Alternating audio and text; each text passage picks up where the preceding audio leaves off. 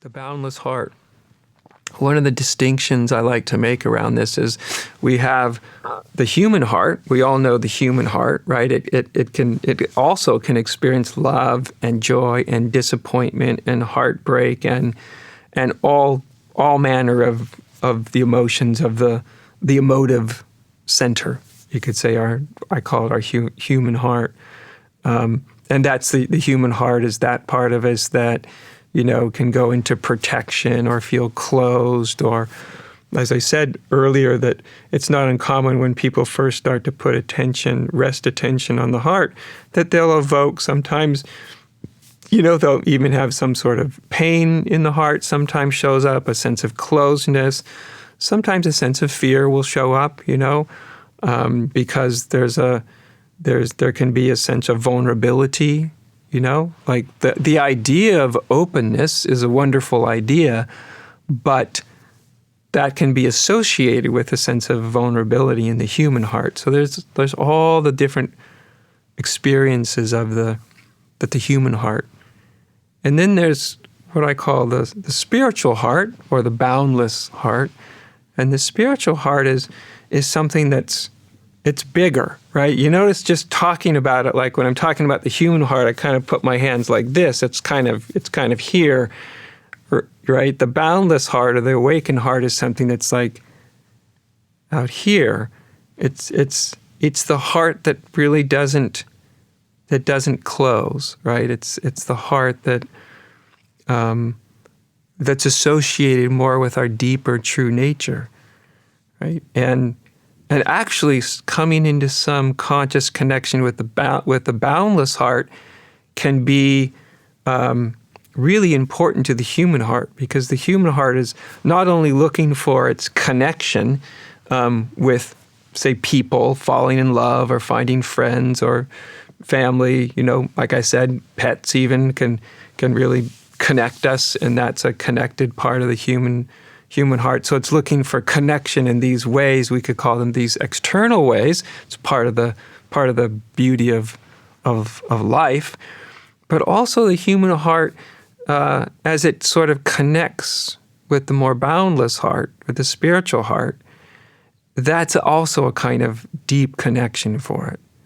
That's a connection that allows the human heart to relax, because the spiritual heart is sort of invulnerable. Not invulnerable because it's protected, but invulnerable because it's sort of a different quality than the human heart. It's just nature is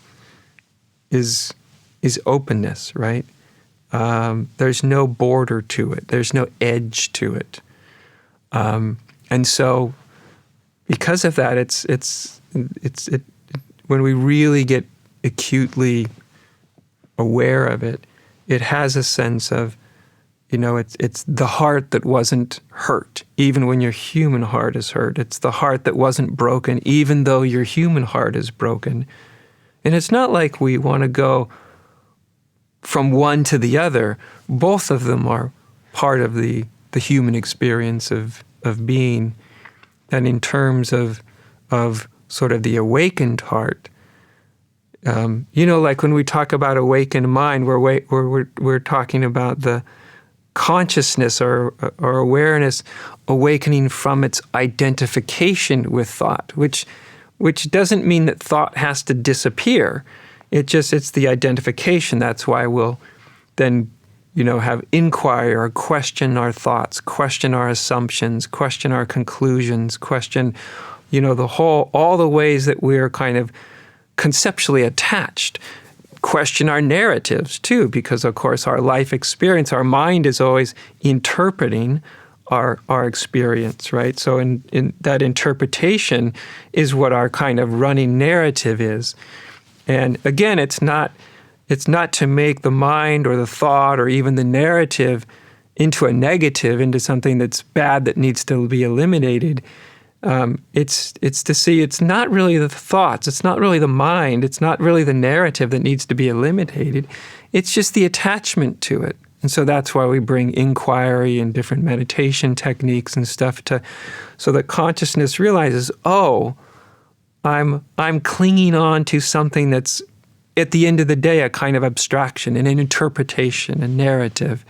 And when we see this deeply enough, it can cause a kind of spontaneous release of identification. And when there's a spontaneous release of identification in a deep way, that's often a kind of moment of awakening from mind. So the heart often operates in the same way, right? We have these sort of emotional narratives. Of course, our mind and our heart are connected. Like our heart center is what feels our narrative. It feels our conclusions. It feels our unresolved conflicts, right? So it's not like there's an abstract mental component, and then there's this heartful sense and emotion and all of that, and they're disconnected. One is actually the vast majority of the emotional center for most human beings is that they're actually feeling their thoughts, right? Because thoughts also turn into feelings. And so so much of human emotion is actually the emotion of their narrative. Now, when I say narrative, don't misunderstand me. I'm not using narrative in the sort of dismissive way that you often hear in spiritual teachings. Yes, it's a narrative. Yes, we want to see through our narratives. We want to wake up from whatever our narrative is. But that doesn't mean I'm disparaging or just dismissing our narrative. I'm just calling it what it is. A narrative is a narrative, right? The narratives are often a big part of the cause of pain and suffering and conflict. But we don't necessarily get beyond our narrative by just disparaging it, right? Or just dismissing it. Oh, it's just a narrative, and as if that actually changed anything. But so we do hold emotional narratives, right? We hold heartbreak, we hold disappointment, sometimes we hold, our innocence or our openness being violated. There's all sorts of, these are sort of emotional narratives as well so that's why often when people put attention here, they can feel that kind of, constriction. Up here in the mind, it's all just abstraction. But down here, it's feeling. That's why I said it's generally easier to come to some experience of awakening at the level of mind than awakening of level of heart. So the boundless heart is also, and even not only also, but it is primarily an organ of perception, is really what it is. The boundless heart is really that within us where we intuitively perceive and experience unity and connection. Right? So when someone has an experience of oneness or an experience of I am that, right? An experience of seeing the face of God in everything they look at, or seeing themselves in everything they look at, that happens when the boundless heart as a center of perception gets sort of lit up. It kind of gets awakened in a sense, right? And so it sort of lights up and becomes operational, I guess you could say.